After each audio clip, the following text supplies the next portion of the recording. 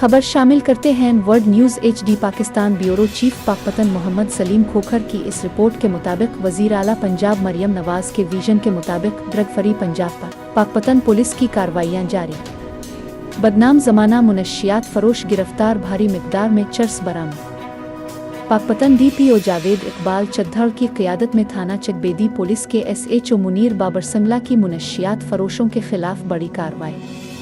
ASI अल्लाह दिता ने team के हमरा छापा मार कर 62D के इलाका से मुनशियात फरोश फ़खर हयात और फ़खरी वट्टू को गिरफ्तार कर लिया। इसके कब्जे से 10 किलो 200 ग्राम चर्स बरामद करके थाना चकबेदी में मुकदमा दर्ज कर लिया। इस मौके पर DPO जावेद इकबाल चद्दड़ ने कहा है कि वज़ीर आला पंजाब मरियम नवाज के विजन पर पाकपतन को हर सूरत ड्रग फ्री बनाएंगे। नौजवान नस्ल को मुनशियात जैसे जहर कातिल से बचाना पुलिस की अव्वलीन तरजीह है।